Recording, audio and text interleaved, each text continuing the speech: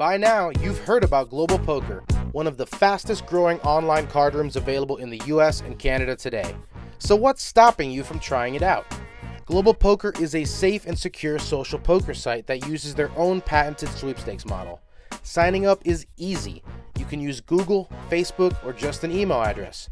You can always play for free on Global Poker, but you can also buy gold coins for additional play, which will earn sweeps coins that can be redeemed for real cash to a bank account, Skrill account, or even as a gift card. Get a free 5,000 gold coins when you sign up right now at globalpoker.com. Poker Stories is an audio series that features casual interviews with some of the game's best players and personalities. Each episode highlights a well-known figure in the poker world and dives deep into their favorite tales, both on and off the feld.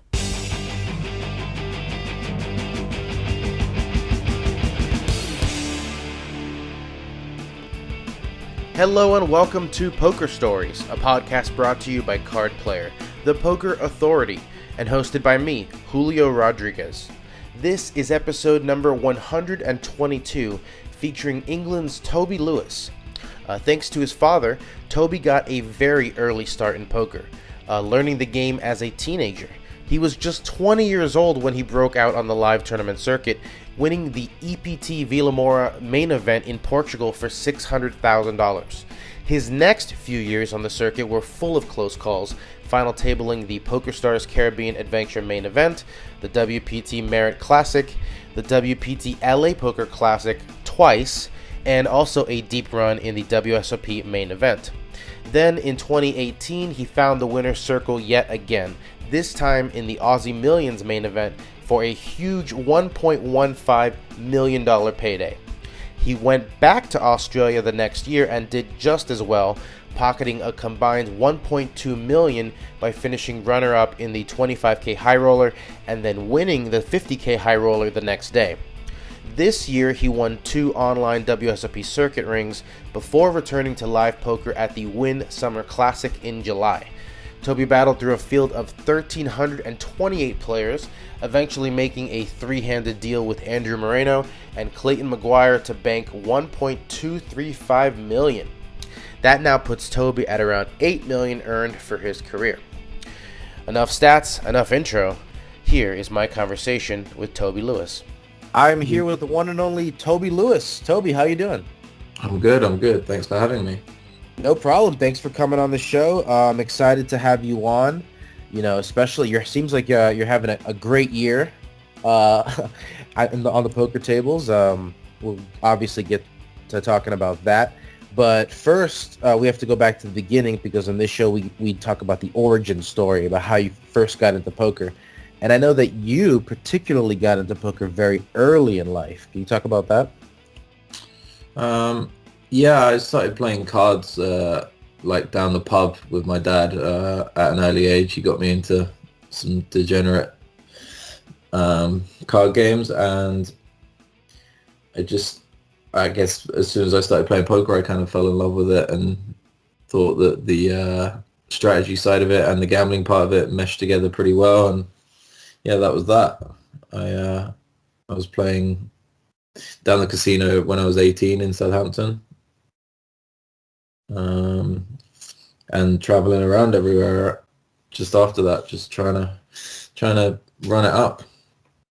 What was your ambition before poker? Like growing up, did you have something in mind that you wanted to do? No, I didn't. Not really. No, I was a bit. Even when I can't remember how old I was, probably like 16, and you go through these like things at school where they're asking you what you want to do, and one guy wants to be a doctor and one guy wants to be a lawyer, and I didn't really know what the hell I wanted to do. I'm not sure poker was on the list back then, but yeah, I guess that's one thing. It wasn't like you stood up and said, "I want to be a professional poker player," and then got laughed out of the room, right? Right. All right. So, you know, it sounds like there was some encouragement on your dad's side for this. Did he have a lot of gamble or? Yeah, a lot of bad gamble. He played slots and liked to gamble. Basically, just like he lived week to week, paycheck to paycheck, and gambled it away most weeks or most months. So I think I for some, I don't really know how, but I understood that it was like a bad thing at the time, and I guess I learned the probabilities behind it. And I was trying to tell him, I was like, Dad, this is not going to end up well, when I was like 13 or something. And I think just all of those things combined with playing cards and being competitive and enjoying the strategy side of it sort of got me addicted to start with. Yeah, so were you ever attracted to the other side of the casino, the pit games, slots, and stuff like that? Or did he kind of like take the beating for you in that regard so you wouldn't have to? Yeah, I think he did. Maybe it's just lucky that I can like learn from other people's mistakes every now and again with things like this, but I've just never really had a desire. I mean, I've played some pit games here and there, but just like for someone that's been gambling for as long as I have, or playing poker professionally, whatever you want to call it, I don't know. I've wagered like a couple $1,000 in the pit in my life, like complete. Oh wow! Just like a zero sum. Yeah, there are plenty of top pros who beat that amount last night. Yeah. Okay, so let's talk about this early start because you were in school, right, and decided to make poker your focus. I'm sure that didn't sit well with Mom. It did not. Yeah, I mean, it was sort of a focus and sort of just, I didn't know what else to do, and I was enjoying playing poker, and I had made some friends down the casino, so it was more of I could understand now why she was annoyed about it, to be honest, but I mean, it worked out well. I work in poker and I can understand.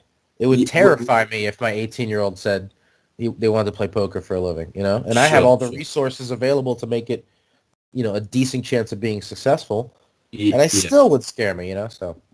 Yeah, exactly. And obviously back then, this was like 2008 or late 2007, it was way less structured or as to, how to be a professional, so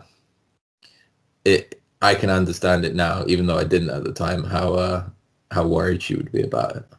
Did you have any role models at the time, like people who had a roadmap for you to follow? I had a friend of mine that went to, so I was in college, which is like whatever, high school, and a friend of mine that I met down the casino, he was at university in Southampton, and he was playing online poker and beating, I can't remember what stakes he was playing back then. I think he was playing like, 10, 20, no limit, 25, 50, no limit on online, and like doing pretty well. And I just used to go around his house and sit there and watch him play and like talk to him, and we would just like hang out all night. I'd go to bed at 7 a.m. and I think his sort of, even though I didn't really know it at the time, but his mentorship really sort of helped, because after a couple months he was like, oh, you should like be going to play yourself now, you know enough.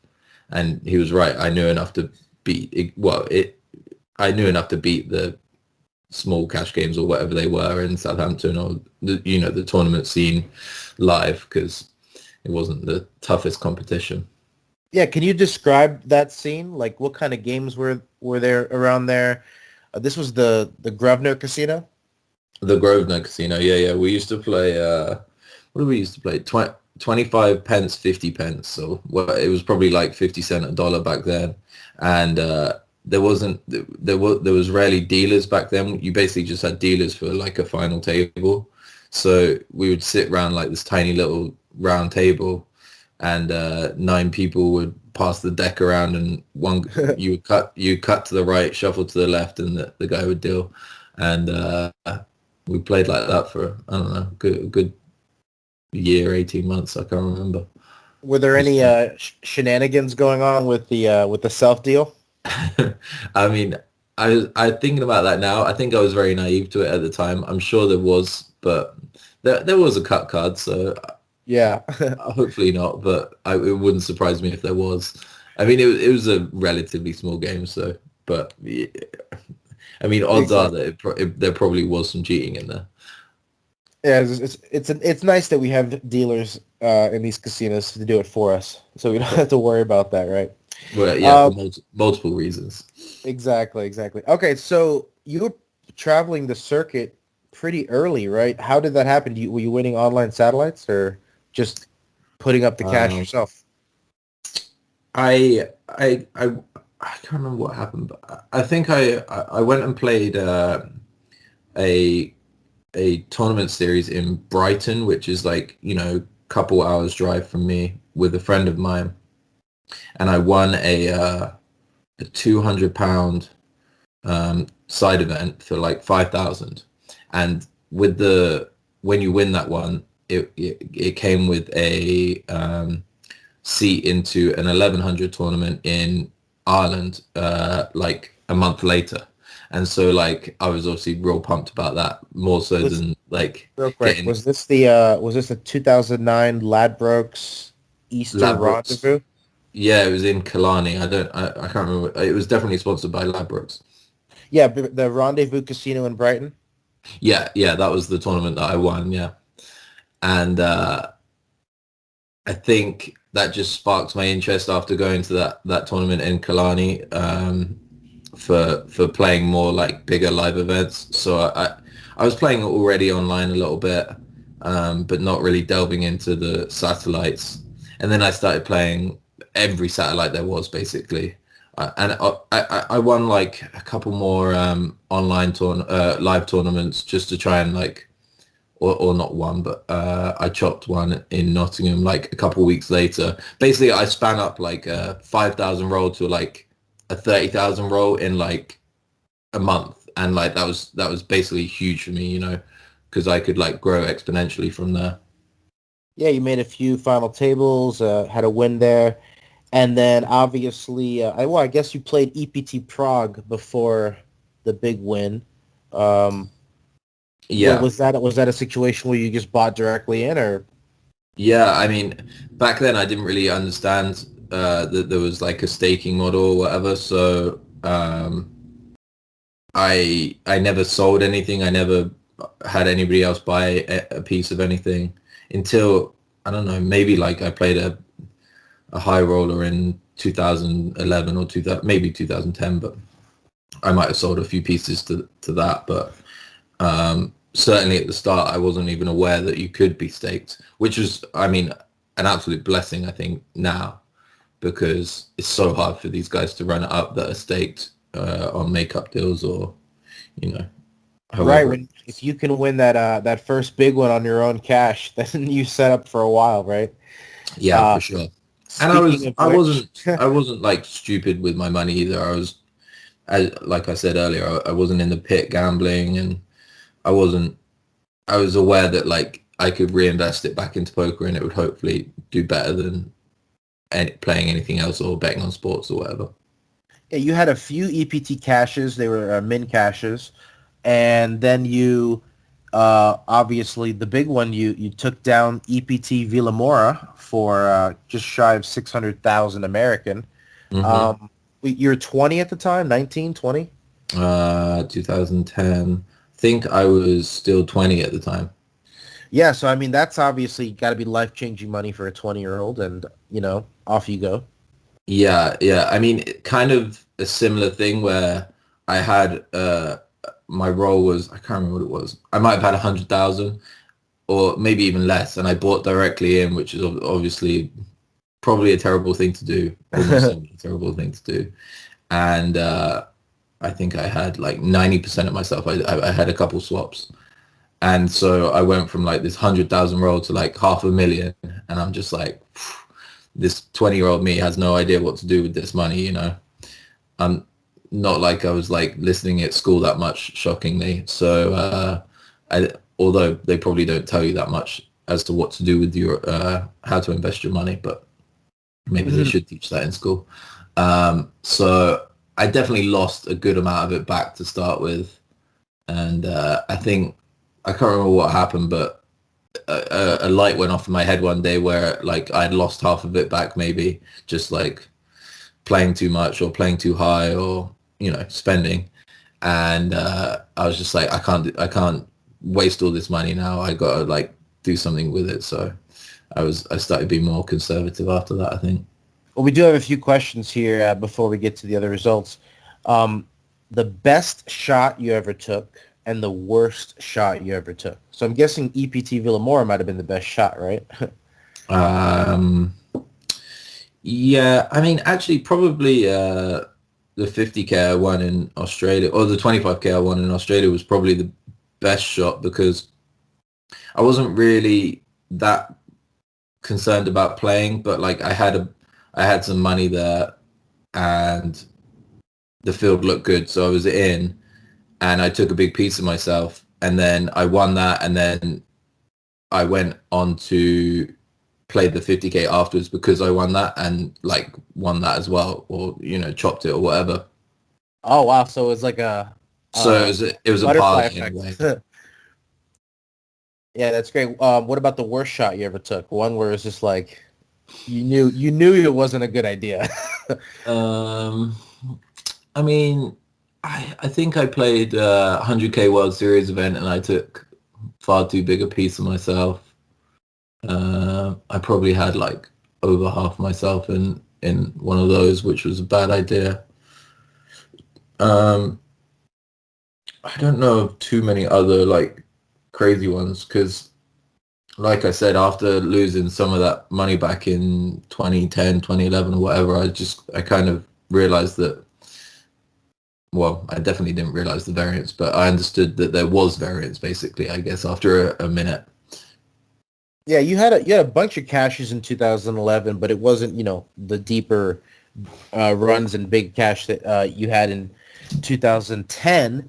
But you got some of it back in 2012 with second place finish and at EPT Monte Carlo side event. And then, where's my notes here? And then, I don't even remember what it was. Let me check them. Well, you final tabled the LAPC for the first time in 2013. Yeah. That was probably the start of you coming over to the States, right? Yeah, it was pretty much. I mean, actually, I came before that. Whenever I turned 21, I came and played the World Series, but I had a really bad first World Series, and I was staking a couple of people at the time, and I left before the main event. It was that bad. Like I had a roll and I was staking a couple people and I was just like, it was going so badly, my first trip to Vegas, and I kind of got caught up in all of the Vegasness that happens when you first come. And so I guess that was 2011 was probably my first series. And I left before the main event because I was just like, I'm running out of money here. I need to go back on. That's unheard of. I know, right? Obviously, I would never do it now. But I was like, I need to get back to England and play online where my bread and butter is, or what I thought back then was, and I'll be able to like recoup my losses. And then one of my guys cashed the main event, I don't know, for like 30K or something, and I won some money online and span it back up again. But I was pretty close to going broke, I think, then. Wow, so that was the close call. You mentioned staking. You're one of the few people I think that maybe won money staking people. I had Mark Herm on the podcast, and he said he also got lucky in that regard. I know you don't do it much anymore, or at all maybe, but can you talk about your adventures in backing people? Yeah, I don't do it anymore. I'm happily out of that stuff. Don't ask them, guys. Don't ask them. It's a little too crazy now. Yeah, exactly. Don't ask. I'm too tough with the markups as well. People, I don't know. I feel like people think they're better than they are. So I started staking a close friend of mine. I can hear your dog in the background. Yeah, that's my dog. Yeah. Shut up. It's all good. I started staking a close friend of mine who I thought was like just as good as I was or better, but he just didn't. He didn't, get as lucky as I did at the time to spin up a roll, and so I started staking him, and it was going pretty well. And I mean, this was like 2011, 2012 probably. So there was volume coming out of your nose whenever you wanted to play. Basically, you could, and everything was pretty good value. And can you relax, please? Thank you. Sorry. And then I took on another friend of mine, and it kind of just turned into a little stable. I can't remember how many people it was, probably like 7 or 8 in the end, but all just like high-level pros that like have done really well on their own now. So it wasn't just like picking up a random guy on the street, you know. I think I just obviously I got lucky. Like like one of my guys won a bracelet. One of my guys won EPT. One of them won a GUKPT. I can't remember what else. There was like other UK events. Basically, just like they won at the right time rather than getting 5th every time somehow. Yeah, I mean, you're probably responsible for some of the louder rails we've seen. You guys are notorious for showing up. Yeah. We definitely had some good rails back in the day. Less so these days, I guess. But I don't. English people are one of the only people that don't have to pay taxes on poker, and there's like not very many English people that play poker anymore. So I don't really understand that, but it's there's not really as many rails as there used to be, unfortunately. Do you feel like the community has shrunk a lot? Yeah, I mean, I'm not really involved in it, to be honest, anymore. So it's certainly shrunk for me.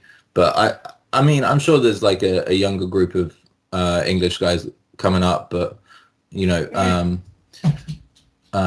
Black Friday really messed with a lot of the ecosystem in that sense. I think just, you know, prevented a lot of people from taking it up at an early age where you probably need to, where you have less responsibilities in life. Yeah, I think the misconception is that it only affected Americans, but obviously there was a player pool shortage in the rest of the world that caused some ripple effects, and a bunch of sites had to reorganize and, you know, restructure. Sure, yeah. I mean, it was obviously Americans had money locked up for a long time, but we also had a bunch of money locked up as well even back then. So we have a question here. What's the best swap or piece you've ever had of anybody? So the best this is pretty good story. I was backing I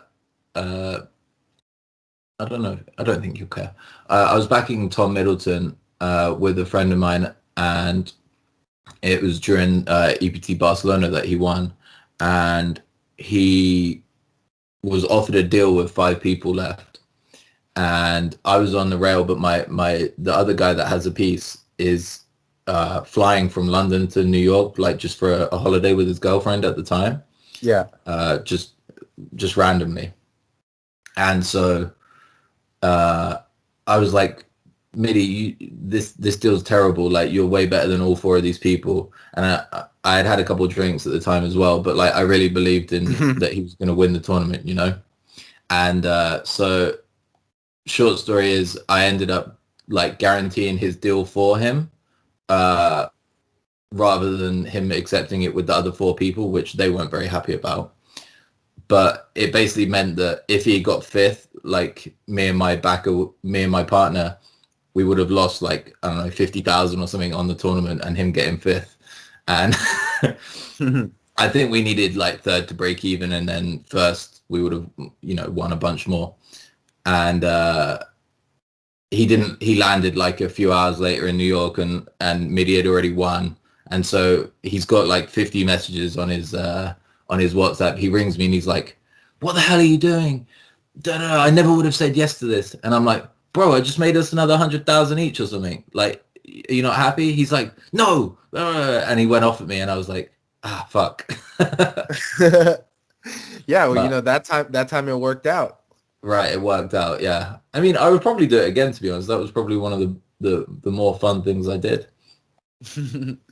Yeah, like, you know, and it's got to be funny for the other 4 players to be negotiating with you instead of the actual guy in the seat. Yeah, they certainly weren't very happy about it. All right, let's move on through your own personal results because you've had plenty. Final table, WPT Merit Classic, EPT PCA. All right, so the PCA, you finished fourth for $250,000. That was an interesting tournament. Wasn't that the same tournament where, was it Martin McCormick? Yeah. Where you went viral in a hand against Martin McCormick? Well, I think he was drunk a lot, and I can't remember. I think he satellited in, right? I believe so, yeah. So yeah, he satellited in, and he was trying to talk people into folding, basically just like, try and use whatever power he could to try and get stuff out of people. Yeah, he had a lot of speaking feel uncomfortable, and I try and, I don't know, I guess I had some ego in there, and I was like, he's not going to make me feel uncomfortable, so I sort of gave it back to him a little bit, but it was pretty funny at the time dealing with his antics. But if we look at this though, McCormick's raising from under the gun, barreling off First on this position board, on this board is got to be strong. It's got to be strong, right? I mean, and we've been watching McCormick all day long. He has not got out of line. Like, he was folding buttons when it was folded to him. And, like, he has been folding a lot of spots. So when he raises in the first spot here against this lineup right after the redraw, he's got to have a premium hand, right? Tens, queens, kings, ace-jack makes tons of sense here. Like, ace-jack with the ace of spades makes perfect sense in this situation. Kings, queens, tens, king-queen. I don't think he has aces. I mean, I'm trying to create a hand that's a bluff here. It's really just... It's got to be like ace-10 with the ace of spades. Ace-10 offsuit. Does he raise that under the gun? Does he even raise that? Yeah, probably not. What do you think Toby Lewis has after all this thinking? Wow. Do you think he could possibly have a low flush, like 5-6 of spades? No. I don't know if it's possible with the stack sizes pre-flop starting. Right, would he really call on the button there with 5-6 of spades? There's a chance. There's a chance. Some players do, some players don't. He must have. You think he has a queen? The ace queen? Could he have the ace queen? Could he have the queen jack with like the jack of spades? But again, would he call that offsuit pre-flop? Probably not. So it's most likely ace queen offsuit makes a lot of sense. Ace queen makes a lot of sense. Maybe it could be ace king offsuit. He called pre-flop with ace king. Just called against under the gun here. That would be possible. That's definitely it is possible 2016.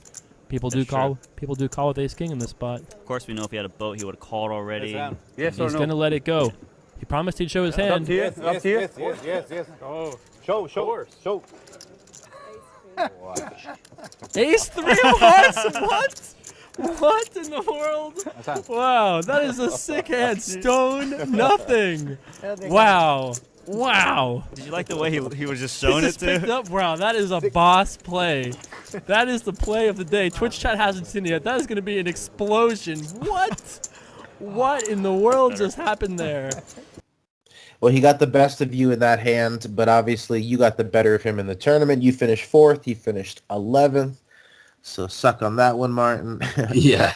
But that wasn't the only time you went viral in a hand on poker. I think you had a hand that Mike Sexton called the craziest hand he's ever seen. That might be the most weirdly played hand in history of poker. One of them, certainly. The quads versus quads against Andrew Roble. Yeah, that was every now and again I hear someone hits me up on a social media platform, and they're like, "Have you ever seen this hand before?" And I'm like, "Yeah, like a couple million times now." It's I think it just keeps getting recycled here everywhere, but I think it's mostly because of people's reactions. Right, Yevgeny Timoshenko's in the seat next to you guys, just like his jaw on the floor. Yeah. All three players have pairs. That's something you don't see very often. Pre-flop. Button in the blinds. Oh! It's come queen, 9. Oh my God! Goodbye, Andrew Roble. Wow. Nice having you here, but 0%. It's such a hard place to Some be drawing days your It's head so from, hard isn't to it? flop a full house and be 0%. It's really, really Wow. hard. They're both trying to figure out how can I get all the money in. I'm in shock he raised him on the flop. I mean, that's the first thing. I would have never thought the guy's going to make a on the call flop. That was, I with think, any horrible. hand. Looked like a horrible play. In hindsight, these will be the worst 7 minutes he spent on his trip to London when he got outflopped by quads. He'll be looking at on the airplane ride home in his mind, too. Oh, boy. Toby, on the other hand. He's still just flat calling. Well, they're just calling here. Because he's thinking my opponent might be bluffing. That's what it has to be. That's what it has to be. The only thing would make it worse if a 9 comes up on the river. Right. Oh, my God. That was sick. Can you believe this? Oh, my Lord. That Quads is so over quads. sick. I can't believe that. It's kind of unfair. Oh, my Lord. So now he's like, Oh, my God. he's like, wow, my opponent can't have queen 9. Hopefully he has queen 5, you know. Or Well, Toby must be thinking, geez, what can this guy have to be calling with all this way? One thing we know for sure, just in case he checks it, he is going to get a wager. I don't believe I've ever seen this before.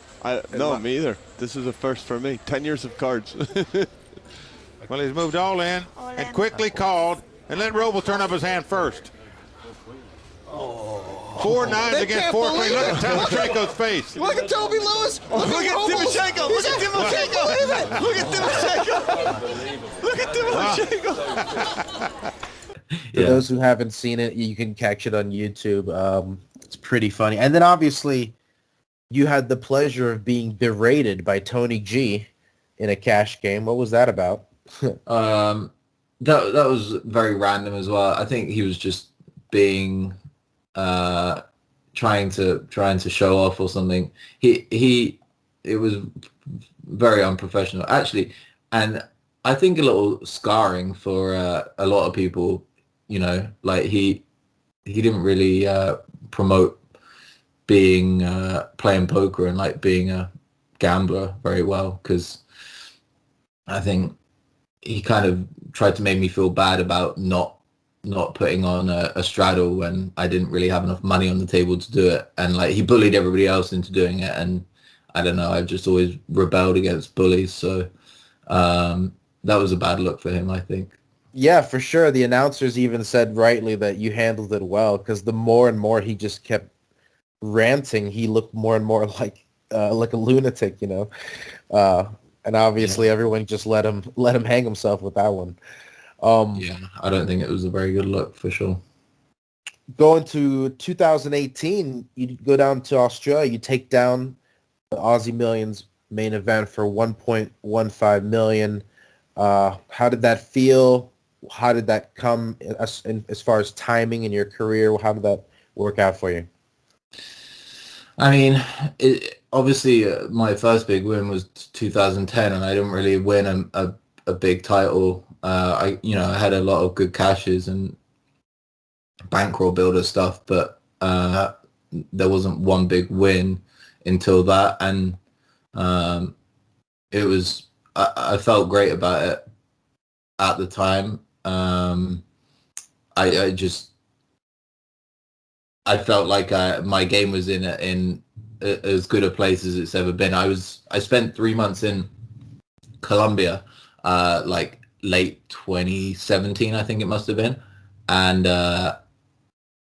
basically just worked on my game way more than playing, because I don't think you could play online back then, and I didn't really have that much enthusiasm to grind. I was a little burnt out, and I just started working on some solves here and there, and I just felt so comfortable in that tournament. And then obviously, I mean, ran amazing as well.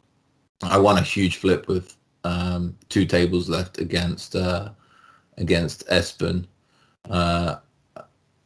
and that just gave me like 30% of the chips in play, and I just didn't really look back from there. Hey, so you mentioned that you went into the lab, and most people, when they're feeling burnt out, try to run away from poker, and you kind of just went deeper into the weeds. Did you really transform your game at that point with solvers, or it was just a matter of tightening up a few things? I mean, I'd never really done that much work before then. You know, I understood the strategy side of the game, but I didn't really understand a lot of the numbers, and definitely some short stack stuff where I was making pretty big equity mistakes, I'm sure. But, you know, that was around the time where you needed to start understanding that, you know, the game was evolving a lot more then. And I can't say I enjoyed doing it that much, but like I knew that I had to do it, you know, to stay competitive. Yeah. So I definitely feel like using a lot of the information that you're given from the solvers and then being able to apply that with my feel, I guess, or whatever you want to call it, the combination really helped for live tournaments specifically. Yeah, a few months, or actually the next month after that, you finished second at the LAPC. You know, that was the tournament where you lost to the guy who's now in jail. Yeah.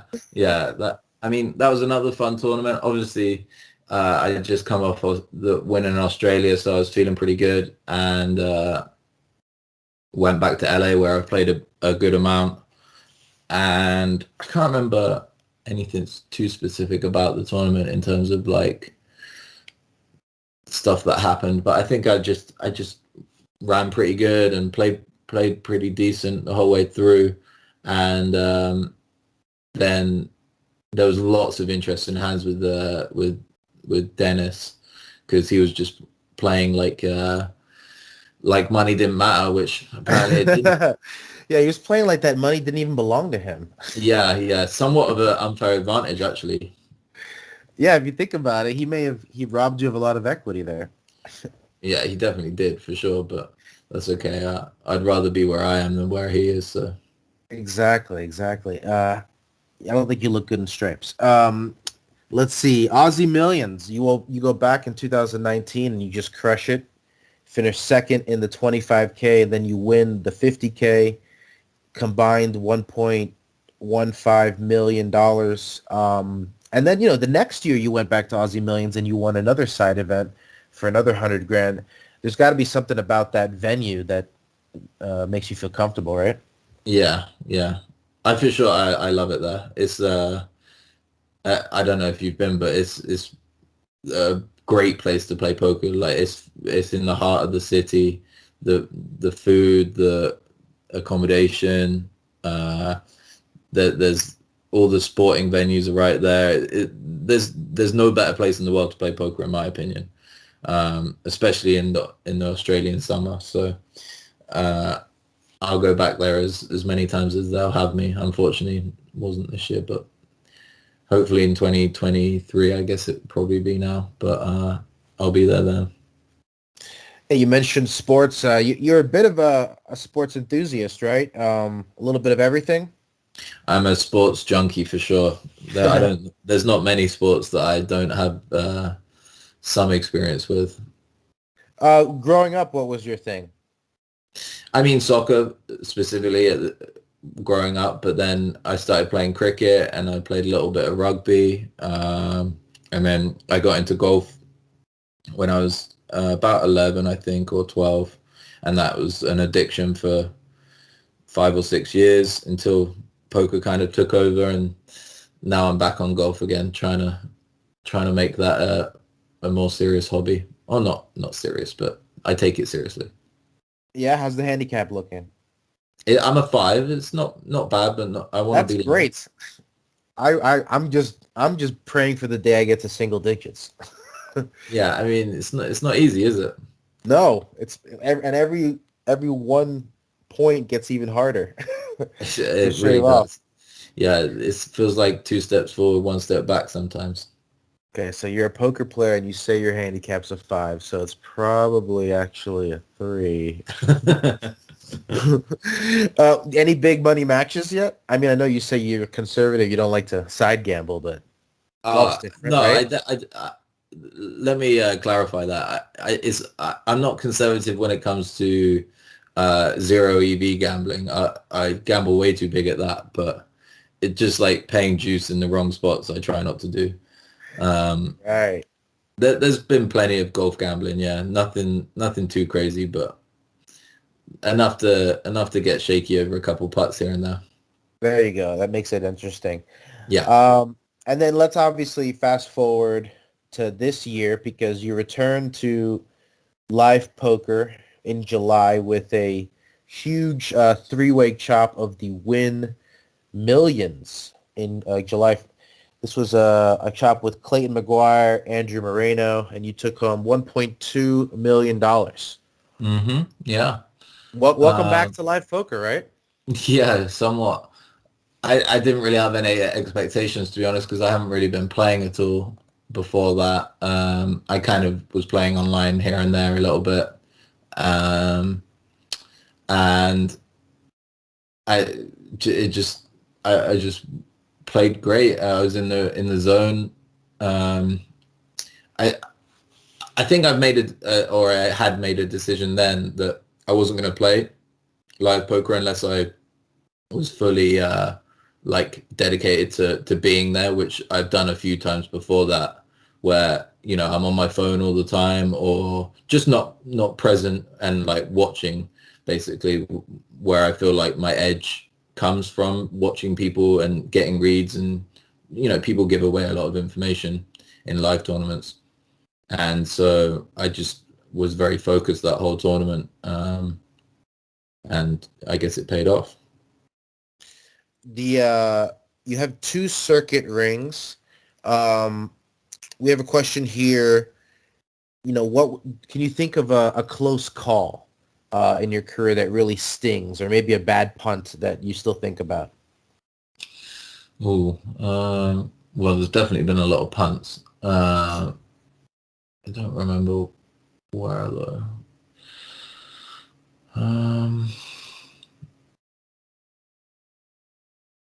I mean, I came 53rd, I think, in the main event a few years ago. That I lost set over set, but then I also just punted it off a little bit afterwards. I think just not remembering that I was still in the main event. So that was somewhat of a regret, I guess. Especially when you get that deep and put that many hours into the main event. I don't really remember too many other crazy punts, but there's definitely been a lot of online punts over the years in high equity situations. But I kind of play that way. Last few tables, I don't play conservatively when it comes to like being deep in tournaments. I try and leverage as much as possible, and sometimes you lose, sometimes you win. Just in an effort to get to one of those top 3 spots? Yeah, and I just feel like that's one of my biggest edges in tournaments is like being able to put pressure on people without being scared of coming 17th or 23rd. Yeah. We have some rapid fire questions to close it out if you're ready. Mm-hmm. Okay. What was the biggest pot you ever won or lost? Your choice.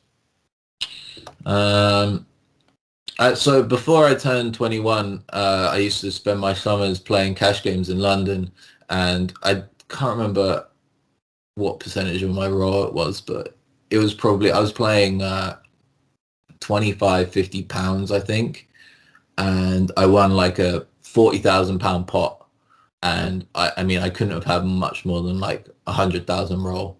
So that was like a huge pot to win. I had set over set against somebody else in Hold'em, and that was just like, if I had lost that pot, it would have been demoralizing.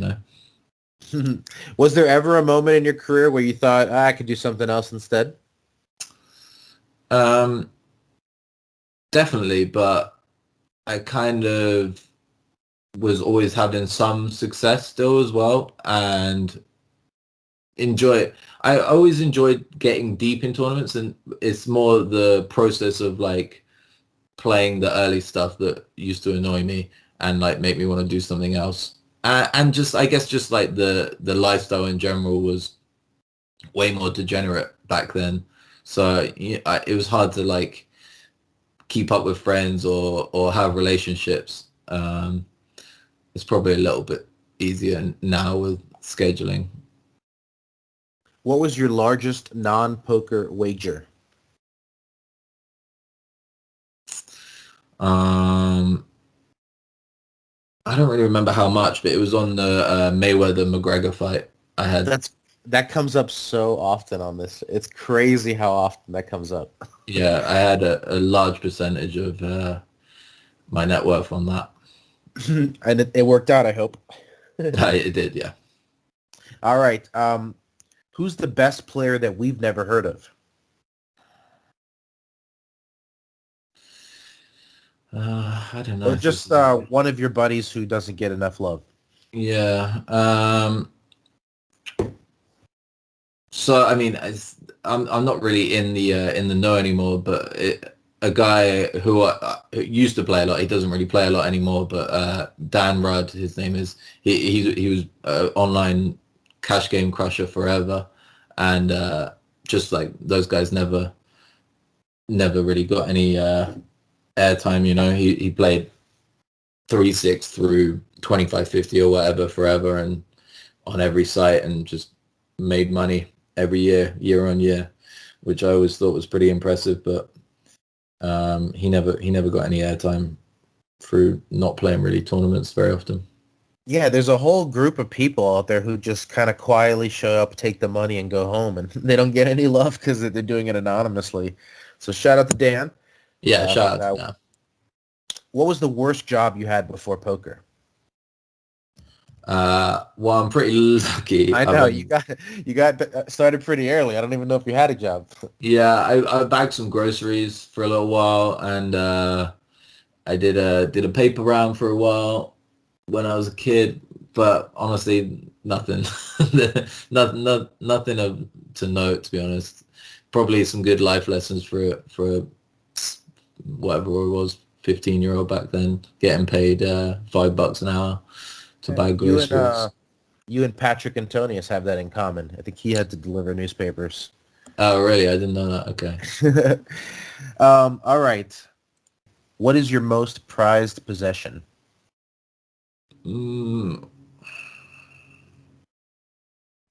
Probably, actually, I don't even know. Probably my watch. I bought a watch for myself after I won Aussie Millions as like a trophy of some sort, and I don't wear it that often, but when I do, it brings back good memories, and I still love it, even, you know, whatever it is, 3-4 years later. So I think that was probably my best purchase. Was that also your biggest splurge, your biggest treat yourself moment? Yeah, probably, yeah. I mean, outside of, like, you know, a car or a house or whatever, it was probably the biggest. Who is your celebrity doppelganger? Or did people tell you look like somebody growing up?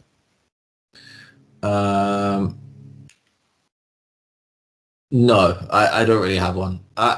People have said a bunch of different stuff, but I don't think I look like any of them.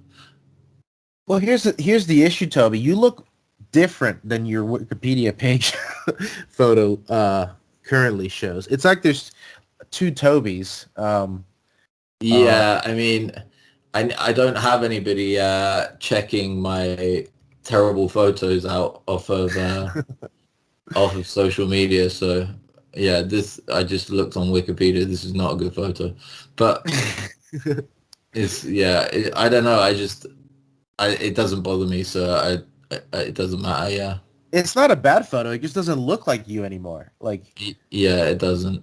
I mean, also, like, I have, like, gained and lost a lot of weight over the last 12-13 years, so that, I guess that's part of it. You know, golfing in Vegas will do that. You'll just melt away the pounds.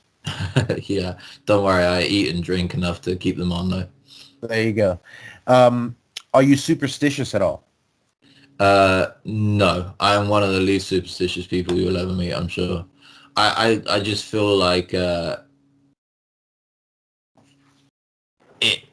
superstition is more hurtful than anything else, and I try and not be superstitious ever.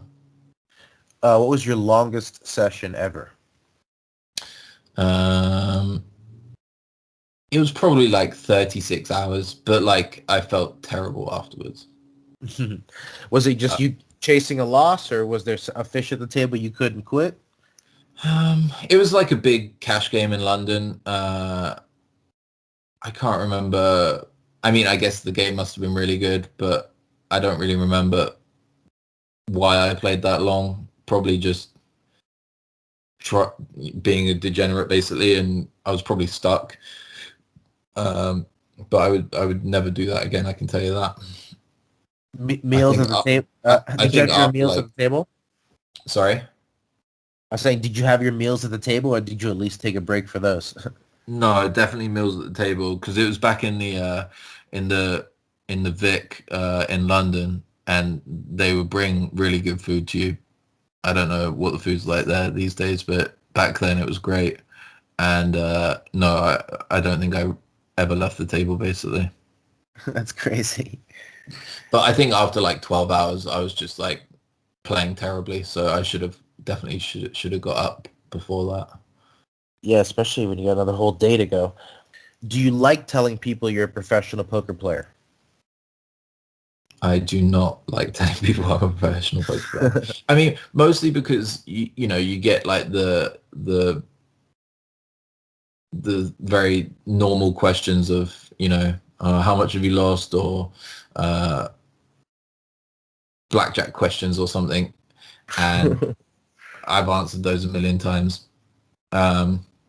If it's people that, you know, understand, have played poker or understand poker, it's more tolerable then. But I think just going through the same answers to, and trying to explain to people that poker is not quite as degenerate as giving the casino money. So you get into a Lyft or an Uber, and the guy says, "So what do you do for a living? What's your lie?" I normally just say like investor or something, or just something boring where like hopefully they wouldn't ask another question. I mean, it's not technically a lie. You Right, invest right. frequently in small cards. There you go. See, I'm definitely the kind of person that would have like the silent, like the no talking sign up if Uber has that. Do you have a nemesis, somebody you can't beat, or someone that's always held over you?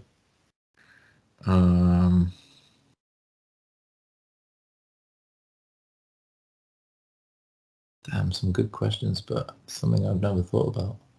No one that really comes to mind.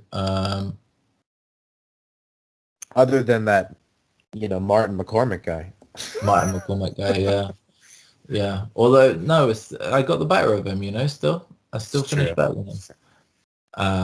Yeah. I would still have a drink with him, don't worry. What is a talent that you don't have that you wish you did? A talent I wish I could have.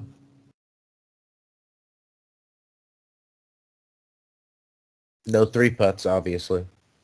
I'd like to learn to fly. That would be a talent I wish I could have. Yeah, get your pilot's license, or like actually. Yeah, I think that would be kind of fun. That would be cool. But that takes a lot of time, though. It does take a lot of time, but I got How's your time. vision? You have to have good vision, right? Yeah, I got good vision. That's okay.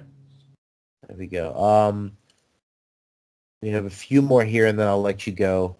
Sure. Do you use any movie quotes on a regular basis? No. I mean, I used a couple British Office quotes every now and again. That's about it. Yeah? Like what? Are you even allowed to say them? Yeah, they're probably too rude. The best of Ricky Gervais. What is your bold prediction for poker's future? My bold prediction. Yeah, I don't know. It's poker podcast. So I'm not very bullish on poker in the future, but online anyway. I think live poker will be able to flourish for a little bit longer. Just a lot of these companies that are in poker right now are not thinking about the long term enough, and definitely thinking about their bottom line too much. And I just think it's a bad strategy overall for the ecosystem. But I've been thinking that for a long time. I was saying bad things about all these different companies, 5-6 years ago, and they're still around. So I just think that online poker will die out in the next 10 years. So. Just because it'll get too tough for people to be interested in? It's already too tough, yeah. People lose too fast. If you want to play recreationally, playing and play up again, you know, bigger than micro stakes, like you're going to get killed unless you understand, you do some studying or you understand some strategy. Do you have a favorite movie? The Dark Knight. Oh, okay. Christopher Nolan. Yeah. And Do you Christian have Bale. Do you have a favorite gambling movie? I mean, I don't love Rounders, but it's definitely sort of the iconic poker movie. No, other than that, I don't really have a good gambling movie, but I like Rounders. I would watch it once every couple of years. Biggest pet peeve at the table? Biggest pet peeve at the table. I have a lot of those.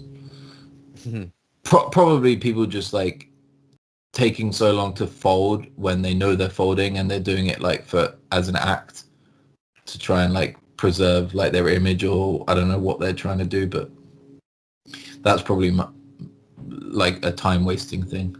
Yeah, it's infuriating. Like, if you're gonna take time, at least do something. Don't just fold.